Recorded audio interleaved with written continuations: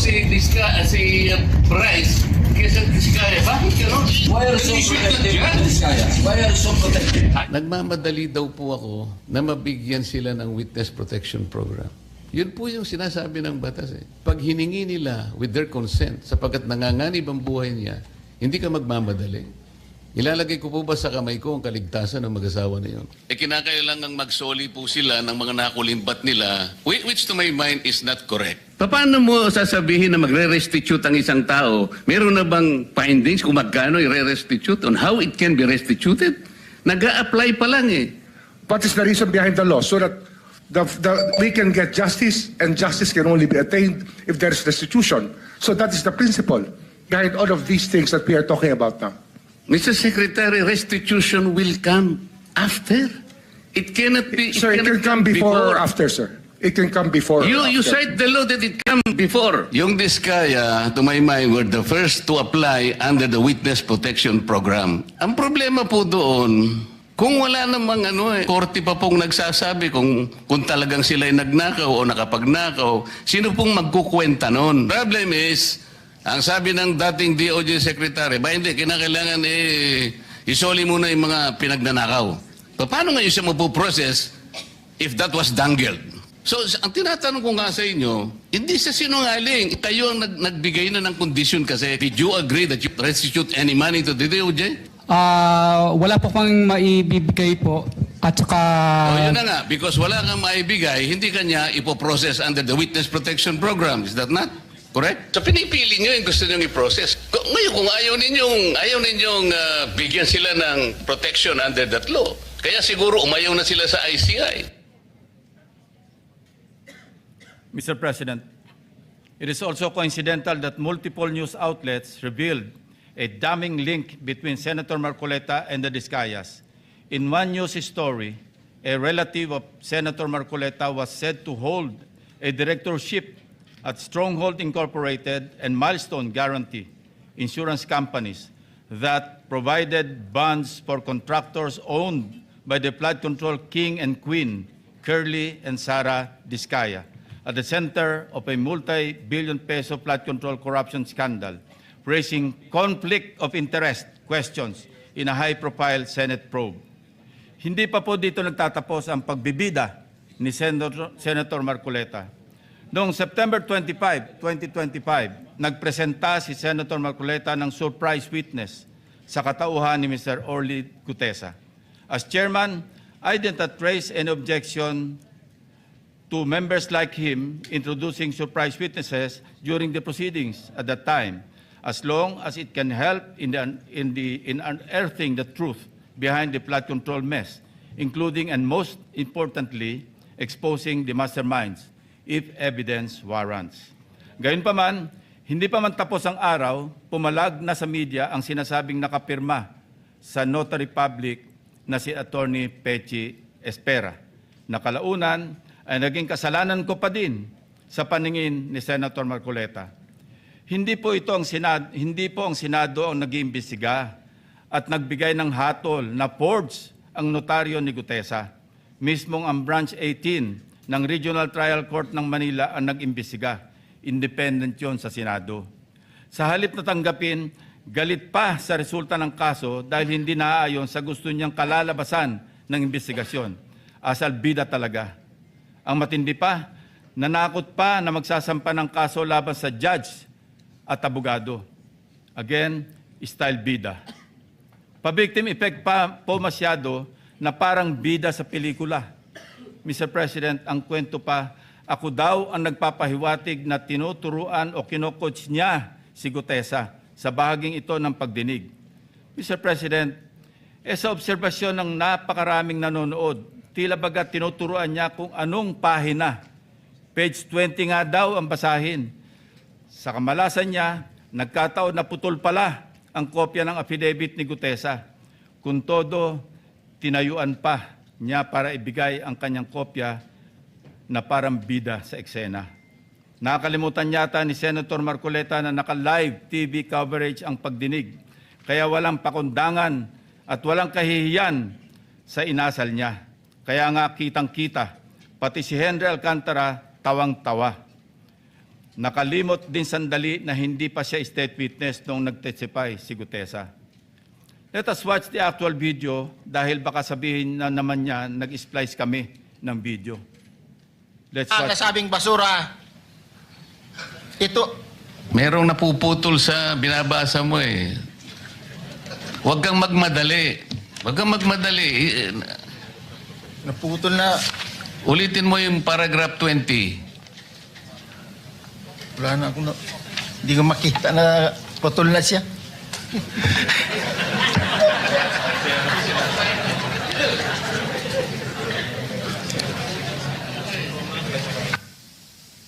I strongly deny that I made mention of him coaching Gutesa, Mr. President. Ulitin ko, sakaling hindi pa rin talaga magets, tinanggap pa rin ng komite ang sinumpang salaysay ni Gutesa bilang valid at bahagi ng record dahil sa katotohanan siya ay personal na humarap at nagpatunay under oath ng nilalaman ng kanyang affidavit. Ang masama, Mr. President, tinanggap naman natin sa record ang testimonya ni Mr. Gutesa. Hindi pa rin tumitigil sa kakareklamo si Senator Marcoleta. Mr. President, ang tunay na issue hindi ang forged na affidavit kundi ang biglaang pagtatago at pagkawala ni Gutesa. For the information of this body, Mr. Gutesa, who was presented as a witness by Senator Marcoleta, has been unavailable since his initial appearance. Moreover, the committee made the option for Senate protection available to him, but he declined as evidenced by his signed waiver. And we are dutiful in locating him, Mr. President. Pinuntahan namin ang lahat ng addresses para mayabot ang imbitasyon ng komite and even rigorously visited our CCTV camera footage. Again, displaying his obsessiveness for the nth time, Senator Marcoleta even lambasted me by implying that I was surveilling his office. Galit na galit. Samantalang nais lamang nating matukoy kung sakaling may kasama si Mr. Gutesa nang dumating sa Senado upang sa gayon ay magkaroon tayo ng lead kung paano siya muling maimbita sa susunod na pagdinig. Hindi ko na nga pinalaki ang aking mga obserbasyon sa paksang ito, Mr. President. Sa halip, sinubukan pa rin naming hingin ang kanyang tulong sa paghahanap kay Sergeant Gutesa. Again, Senator Marcoleta in his TV show ranted against me. Let's watch. Tatanungin ko siya, bakit mo kinur sa akin ito? Iniinsulto mo ba ako? Parang insulto naman sa akin yun. Ba't mo ikukor sa akin? Sino ka ba? I dare ask, Mr. President, if a committee member brings a witness bearing such damaging allegations, does the burden of transparency not follow? Is it not just proper to cooperate with the committee regarding his whereabouts? Why then does Senator Marcoleta find my position so offensive? On many occasions, Senator Marcoleta made statements that undermined the authority and collective integrity of the committee.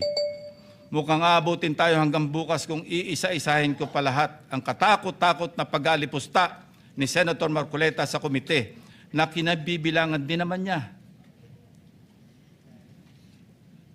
He continued the same litany in his speech yesterday, Mr. President. Let me count and rebut it once and for all. 1. On the release of the minority report. Tahasang pinagmamalaki ni Senator Marcoleta ang minority report for the lack of better term, he said, sa kanyang nilabas noong December 10, 2025, na siya ring naging paksa ng kanyang litanya kahapon. For his information, I wish to underscore a part of Section 22 of the Senate Rules shown on the screen, which states that, and I quote, concurring and dissenting reports may likewise be made by the members who do not sign the majority report within 72 hours from the approval of the report. Napakalinaw naman po, Mr. President. Concurring and dissenting reports may be made 72 hours after the committee report has been approved by the majority vote of all its members. Siya na nga itong gawa ng mga bagay na wala naman sa alituntunin ng Senado. Pagkatapos, ako ang pagbibintangan niya na epal. He even had the audacity to declare, and I quote his speech, a submission anchored on the same hearings, 3 of which he actually presided, the same resource persons, and the same affidavits, masasabi ba niyang pangbasura lang din ang lahat ng yun? At this point, Senator Marcoleta must know that rhetorical fallacies do not amuse me, Mr. President. If the release of this so-called minority report and its contents did not amount to a direct affront to the chairman and to the committee as a collegial body, then I'm not sure what is. May I also emphasize, Mr. President, that this same report brazenly stated that, and I quote, the BRC, Blue Ribbon Committee, cannot and should no longer compete with the National Prosecution Services and eventually the judiciary in finally disposing of these cases, unquote. Clearly implying that the committee must conclude its proceedings. Mr. President, sino ba siya para pangunahan ang chairman at ang mayorya na miyembro ng committee? Wala sa lugar, wala sa hulog. Saganang akin lang din naman, kagulat-gulat po ba ang naging reaksyon ng representasyon na ito na walang lugar ang ulat na yan kundi sa basurahan? Kayo na ang humusga, Mr. President. Number 2, let us go to the BRC draft partial committee report na pinamahagi ng komite noon pang ika-11 ng Pebrero nitong taon, na sa mismong araw na ito ay 1 buwan na ang nakakalipas, na siyempre ay laman din ng only reklamo ni Senator Marcoleta. Anya, ang natanggap ng kanyang opisina ay isang PDF file or document na may watermark ng bawat opisina na nakatanggap nito na wala man lang daw pirma ng chairman ng komite. Natural, walang pirma dahil advance copies lang naman ang pinadala namin sa opisina ng lahat ng members. Common sense naman po, Mr. President, na binigyan ng soft copy ang bawat miyembro upang madaling mabasa at mapag-aralan ng ang lahat ng nilalaman nito simultaneously. Properly informed naman po ang mga staff ng mga senador na available mula sa aming opisina ang pisikal na kopya na lagpas 400 pages ng committee report upang mapirmahan sa hudyat ng mga ginagalang na miyembro ng komite. Ang ating inisyatibo upang pabilisin ang tamang proseso ay talagang masama pa rin sa paningin ni Senator Marcoleta. Tulad ng ginagawa din naman ng ibang miyembro ng komite, panay din ang follow-up namin sa kanyang opisina na kung nais na ba niyang pumirma sa printed copy ng report, kahit ay dissent remark, ay wala siyang ginawa. Bakit ngayon ay maghahanap siya ng Blue Ribbon Committee report na nakatenga sa kanyang opisina noong 1 buwan pa? Incidentally, as of yesterday, only Senator Bam Aquino has affixed his signature on the partial committee report. It goes without saying that I respect each and every member's decision when they will sign the report, if at all. What I despise is Senator Marcoleta's audacity to lie about his inability to sign the same by citing an untruthful reason for not signing, Mr. President. Number 3, pinipilit niya rin na ilabas ko ang listahan ng 67 contractors.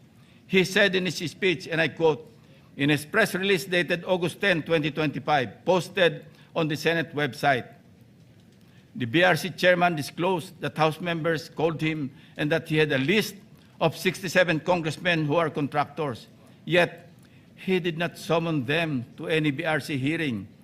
Why did he not name them to be fair to the rest of the members of the House of Representatives? Ito po ang tunay na splice, Mr. President. Kung babasahin lang po ni Ginoong Marcoleta ang susunod na sentence, malinaw na malinaw po ito.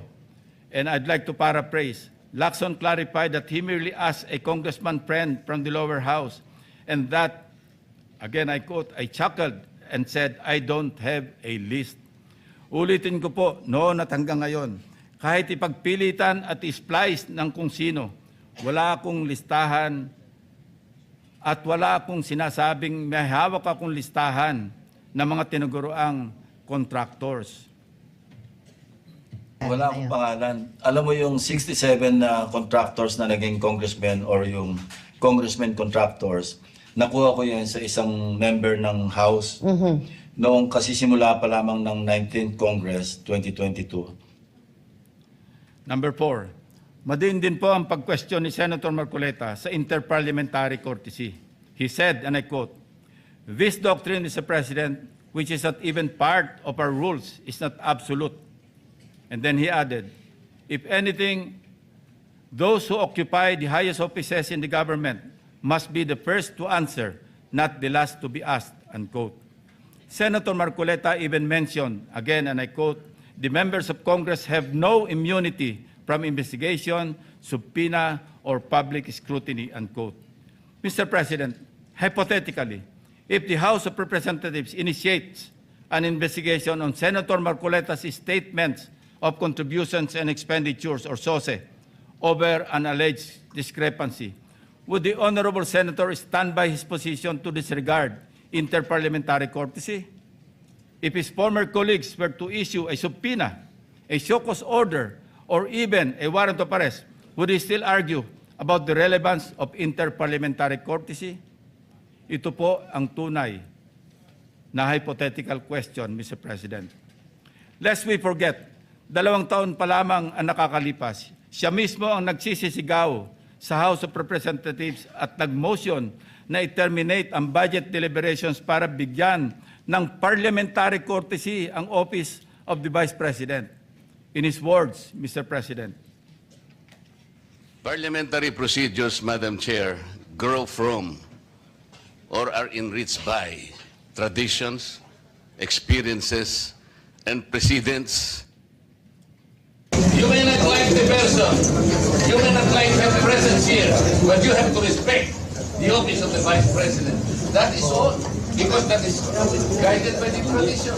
Kahapon po, kagaya po na sinabi nila, wala nang pinagtanong sa office of the President, and that is correct. That is in line with that tradition. such hypocrisy, such double standard, such a farce that does not dignify an answer, Mr. President. Incidentally, since I mentioned this SOSE case with the COMELEC in violation of the Omnibus Election Code, kung ninanais ko lamang na ipahamak siya, ay naghain na sana po ako ng Senate resolution calling for an inquiry in aid of legislation para ipatawag ang mga COMELEC officials upang ipaliwanag bakit masyadong delayed ang usaping ito. When the issue of Senator Marcoleta's failure to disclose his campaign contributors in his SOSE surfaced, our dear colleague tried to clarify the matter. In fact, during his own show, Saganang Mamamayan, dated November 8, 2025, he made the following disclosure. Please watch. Nelson, alam mo, mga kaibigan ko, nagbigay sa akin talaga. Alam mo, pakiusap lang nila, isa lang. Tanggapin mo ang tulong namin sa'yo. Okay. Congressman ako noon, Kong, kami po ay naniniwala na karapat dapat kang makarating sa Senado. Tanggapin mo ang lagang to. Marami sila. Isa lang ang kanilang pakiusap sa akin. Ano po yun? Eh sana wag mo na kaming i-disclose ang identity. Ngayon, kapag ka naglagay ako ng figure sa contribution, mapipilitan akong mag-disclose ng pangalan nila. Alam mo kung bakit? Merong kaakibat na, kung tawagin, ay deed of acceptance of donation. Paano yun ka ako? Contribution to eh. Hindi, sabi niya, binigay ko nga sa'yo, contribution, pero utang na loob mo sa akin yan. Ituring mo na lang na utang, sabi niya, di ba? Loan. But when he was issued a show cause order by the COMELEC, he tried to backtrack on his arguments by saying that he received those contributions when he was not yet a candidate, as defined by the decision of the Supreme Court. I guess Senator Marcoleta and his legal team thought they were being smart by being technical about when these contributions were made. Pero nakakatawa, Mr. President, ay wala nang mas lilinaw pa sa sariling pag-amin ni Senator Marcoleta. Tumanggap siya ng pera para magkaroon siya ng utang na loob sa mga taong yon. Isang maliwanag na admission against interest, ang sabi nga ng mga abogado. Bilang isang abogado, dapat alam ni Senator Marcoleta na dahil dito ay shoot siya sa balde sa kasong indirect bribery under Article 211 ng Revised Penal Code dahil member siya ng House of Representatives ng panahon na yon.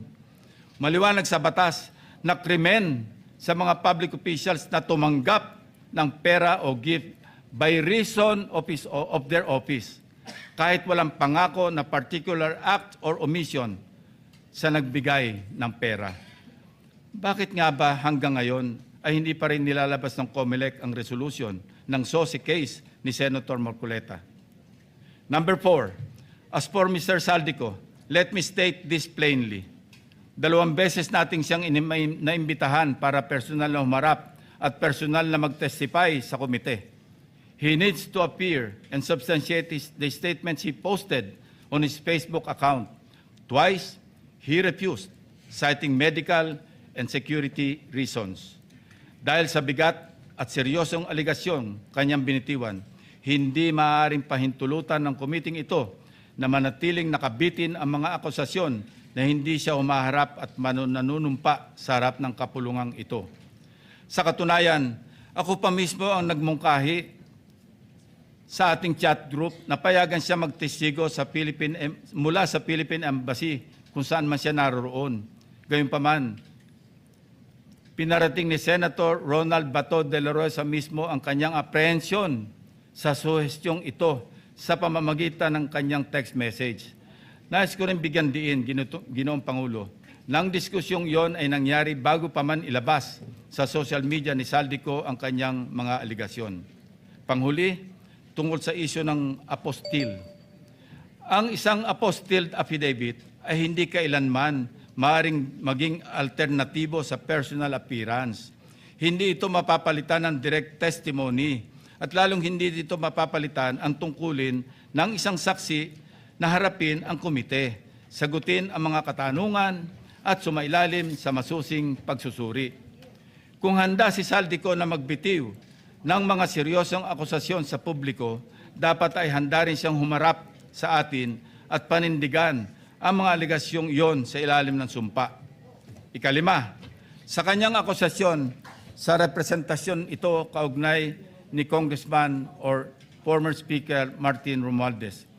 Kung binasa lamang po ni Senator Marcoleta ang partial committee report, makikita po niya na nakapaloob na doon ang lahat ng nais niyang ipahayag.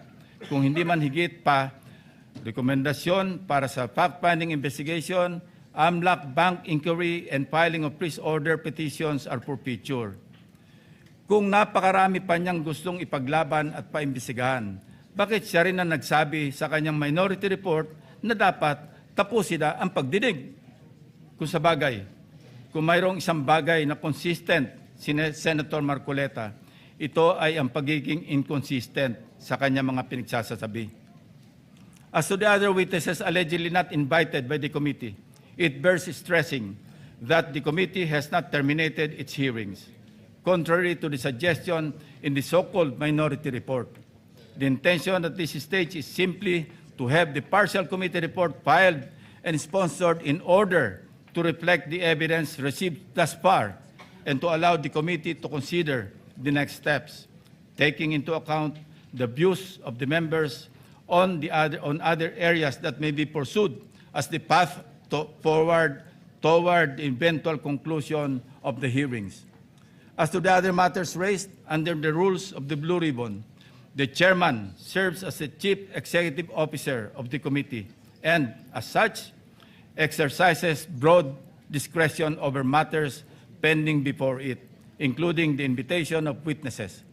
Members may suggest witnesses or move for the invitation during a hearing, and if such motion is approved by the members of the committee, the same will, of course, be respected by the chair. Pang-anim, sa kawalang kamatayang i-give up ang KIG remark na umabot din sa isang full privilege speech upang ipangalandakan na ako ay nasa likod ng pag-splice ng kanyang video upang siya ay siraan. His statement, and I quote, verbatim, Mr. President, ang gawin natin po para madali, i-give up natin ang KIG. Then, mako-coordinate na natin lahat, unquote. Is that merely suggestive, Mr. President? ito ay kasing kintab ng bumbunan na nasinagan ng tirik na araw sa tanghalin tapat, Mr. President.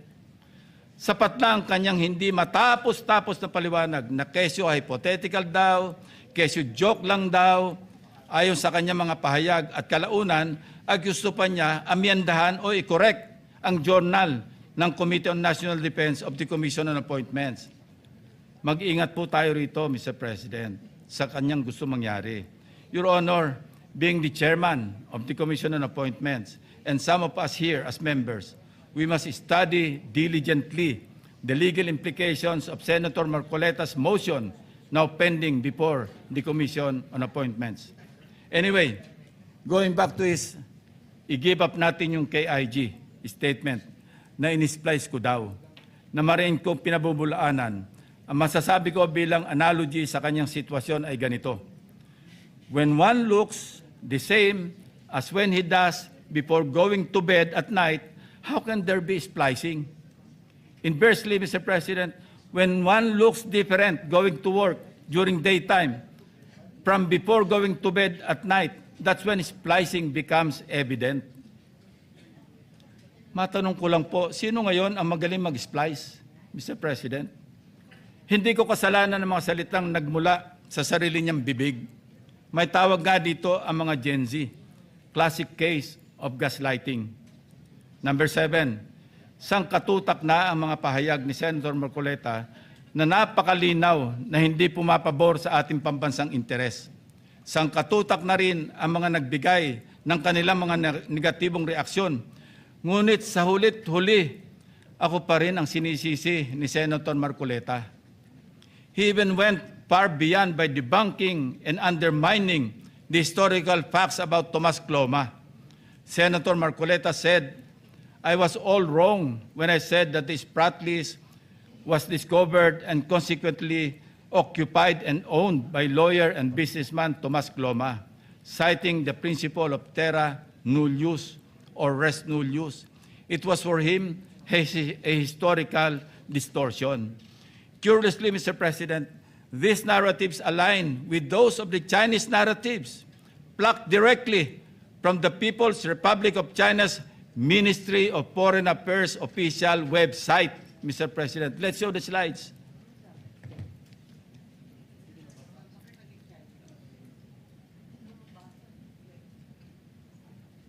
Ayan po, kita-kita natin kung anong sinabi ng website ng Ministry of Foreign Affairs ng People's Republic of China. Yan din ang kanya sinasabi. Now, Senator Marcoleta speaks of a pattern that he himself built in his head to discredit this representation. But if we backtrack the events that transpired in the past several months, one thing is crystal clear. When cornered by the fault of his own doing, he employs a diversionary maneuver, pathetically stretching the conversation, no matter how illogical, until people get drained and tired. Just as a squid squirts ink to darken the water and blind everyone around while it swims away, a person may throw out irrelevant issues, fake scandals, or emotional outbursts to distract the public from the actual evidence or the main point of an investigation. After all is said and done, I am tempted to ask these questions, Mr. President. On the West Philippine Sea, which side of the South China Sea is Senator Marcoleta on? On the anomalous graft-ridden flood control projects, is Senator Marcoleta for the Discayas or the people of the Philippines? I think we know the answers, Mr. President. Thank you, distinguished colleagues, and thank you, Mr. President. Majority Leader.